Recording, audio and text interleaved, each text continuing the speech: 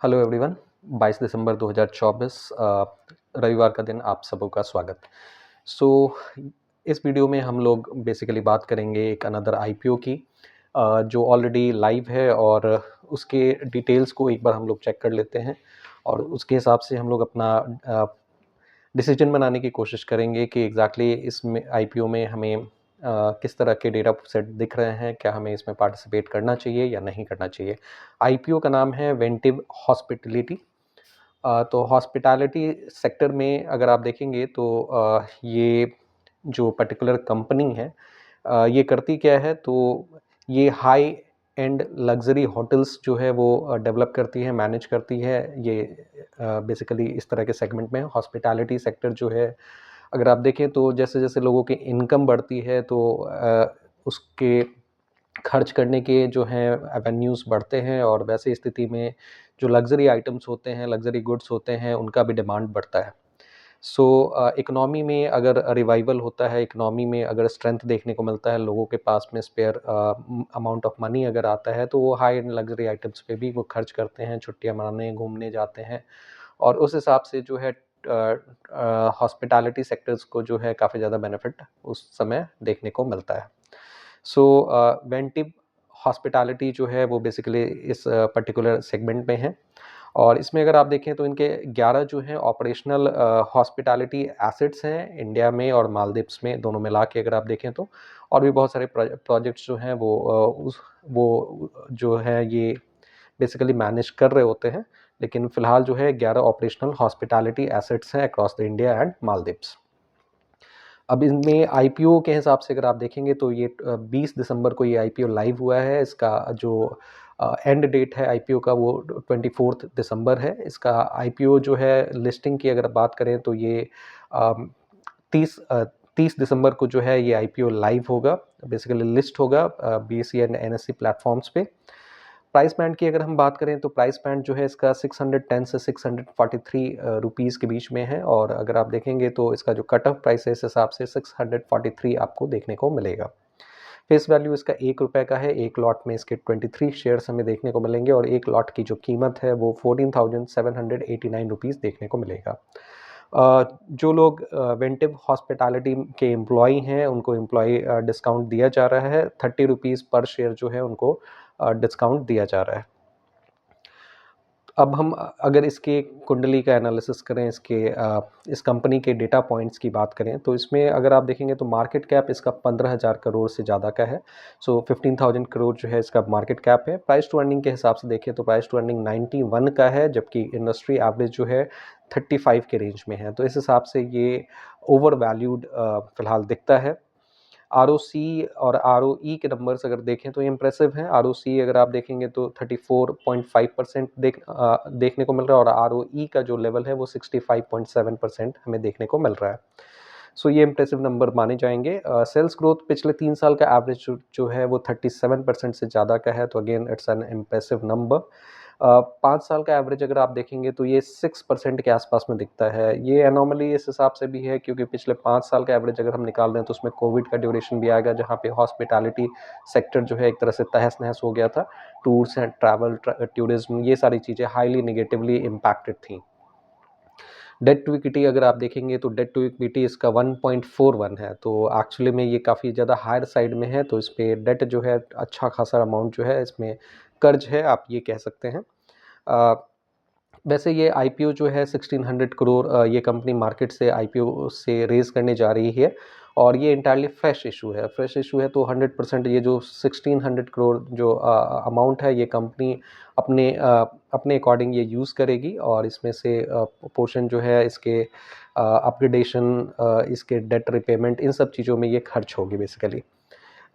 इसमें अगर आप होल्डिंग की बात करेंगे तो प्री इशू जो इनका जो अगर आप शेयर होल्डिंग की अगर बात करेंगे तो 99.59% जो है ऑलरेडी प्रोमोटर्स के पास में इसके स्टेक हैं।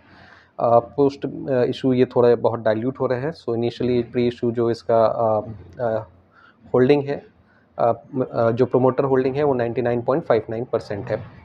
तो डेटा पॉइंट्स के हिसाब से चीज़ें जो हैं ठीक-ठाक दिख रही हैं। एक दो नेगेटिव पहलू जो हैं वो देखने को मिल रहे हैं। एक तो प्राइस टू अर्निंग के हिसाब से ये ओवर वैल्यूड है, दूसरा डेट टू इक्विटी जो है कर्ज के हिसाब से देखें तो कर्ज इस पे ज़्यादा है, 1.41 डेट टू इक्विटी हमें देखने को मिल रहा है। सो ओवरऑल ये डेटा पॉइंट्स है। अब हम अगर लिस्टिंग गेन के हिसाब से अगर हम लोग देखें, चूँकि मेनली हम लोग यहाँ पे जो आईपीओ डिस्कस कर रहे होते हैं वो लिस्टिंग गेन के हिसाब से लिस्टिंग हम लोग यहाँ पे देखना चाह रहे होते हैं। सो लिस्टिंग गेन के अकॉर्डिंग देखें तो इसका जो ग्रे मार्केट प्रीमियम फिलहाल देखने को मिल रहा है वो बहुत ज़्यादा नहीं है, 8 टू 10% के अराउंड ही हमें ग्रे मार्केट प्रीमियम देखने को मिल रहा है। इसका मतलब ये है कि जैसे कंपनी जब 30 दिसंबर को लिस्ट होगी तो हम लोग ये मान के चल सकते हैं कि इसका जो भी कट ऑफ प्राइस जो 643 है उसके ऊपर में हमें 8 टू 10% का गेन हमें देखने को मिल सकता है, जो फिलहाल ग्रे मार्केट प्रीमियम हमें रेकमेंड कर रहा है या सजेस्ट कर रहा है। अब एक चीज़ आप ये ज़रूर ध्यान में रखेंगे कि ग्रे मार्केट प्रीमियम जो होता है, जो डब्बा मार्केट जिसको हम लोग कह रहे होते हैं, ये कोई ऑफिशियल डेटा नहीं होता है, प्योरली अनऑफिशियल डेटा है। बस आप यहाँ से ये अंदाज़ा लगा सकते हैं कि एक सेंस ऑफ डायरेक्शन आपको मिल रहा होता है। तो जीएमपी वैसे जितने भी पहले जो ठीक-ठाक लिस्टिंग हुई है, अच्छी लिस्टिंग हुई है, वहाँ पे ग्रे मार्केट प्रीमियम नॉर्मली काफ़ी ज़्यादा हमें देखने को मिलता है, 40%, 50%, 100% ये सब हमें देखने को मिलता है। तो उस हिसाब से जो है ये काफ़ी मतलब ये अट्रैक्टिव तो डेटा नहीं है, 8 टू 10% मात्र जो है आपका जीएमपी दिखा रहा है। सब्सक्रिप्शन की अगर बात करें तो 20 तारीख को ये सब्सक्रिप्शन के लिए ओपन हुआ है और 20 तारीख एक्चुअली आपका फ्राइडे रहा है। सो उस समय जो है 71% तक इसमें सब्सक्रिप्शन हमें देखने को मिला है।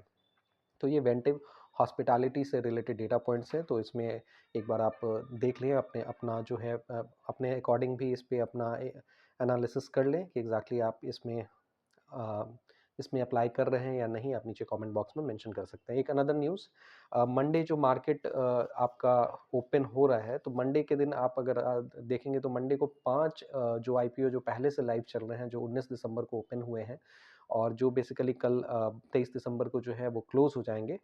ये आईपीओज़ जो हैं अगर आप देखेंगे तो इनमें जो लोग ये अप्लाई करना चाहते हैं तो कल ये ज़रूर मार्क कर लें कि कल लास्ट डेट होगा इन आईपीओज़ का। ये कौन-कौन से आईपीओ हैं? इन आईपीओज़ के बारे में प्रीवियस वीडियोज़ में हमने काफ़ी डिटेल डिस्कशन किया है, आप उनको देख सकते हैं। वैसे ये आईपीओज़ आपके कॉनकॉर्ड इन्वायरो सिस्टम लिमिटेड ये आईपीओ है, इसके बारे में हमने डिस्कस किया था। अ, इसके अलावा संथानन टेक्सटाइल ये आईपीओ है। देन आपका ट्रांस रेल लाइटिंग लिमिटेड ये भी लाइव है जो मंडे को क्लोज़ हो जाएगा। और ममता मशीनरी ये आईपीओ है। और इसके अलावा जो है डैम कैपिटल एडवाइजर्स आईपीओ, ये 5 आईपीओ जो हैं वो कल यानी कि मंडे को जो है इनकी क्लोजिंग हो जाएगी।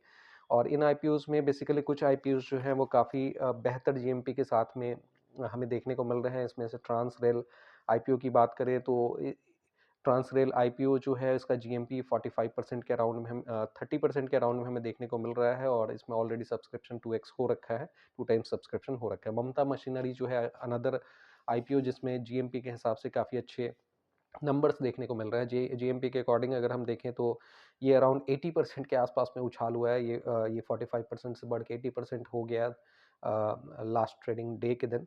और इसमें अगर आप देखेंगे तो ऑलरेडी मोर देन 16 टाइम्स जो है सब्सक्रिप्शन आ रखा है। तो ममता मशीनरी एक अनदर आईपीओ है जिसमें काफ़ी ज़्यादा डिमांड देखने को मिल रहा है सब्सक्रिप्शन वाइज और प्लस जीएमपी के अकॉर्डिंग अगर हम लोग देखें तो। डैम कैपिटल एडवाइजर्स आईपीओ, इस आईपीओ में भी अगर हम लोग देखेंगे तो 7 टाइम्स ऑलरेडी सब्सक्रिप्शन इसमें हो रखा है और इसका भी जो जीएमपी हमें 60% प्लस देखने को मिल रहा है। सो ये 3 आईपीओज़ में जो है काफ़ी अट्रैक्टिव डेटा पॉइंट्स हमें देखने को मिल रहे हैं। आप इनका डिटेल जो है यहाँ पे वीडियोज़ में इस चैनल पे दूसरे वीडियोज़ के हिसाब से आप देख सकते हैं। आप नीचे कमेंट बॉक्स में मेंशन कर सकते हैं कि आपको आप कौन-सा आईपीओ जो है बेहतर दिख रहा है और आप किन आईपीओज़ में प्ले करने जा रहे हैं। So thank you very much for your participation. अगर आपके कुछ क्वेरीज हैं तो नीचे कमेंट बॉक्स में ज़रूर मेंशन करें। एक अनदर अगेन फिर से डिस्क्लेमर मैं दे देता हूँ, यहाँ पे कोई भी बाइंग या सेलिंग रिकमेंडेशन नहीं है। आप अपना जो है कोई भी डिसीजन लेंगे पर्सनल फाइनेंशियल एडवाइजर से सलाह ले लें, अपना फर्दर रिसर्च कर लें, फिर जाके अपना कोई भी मन बनाएं। So thank you very much for your participation.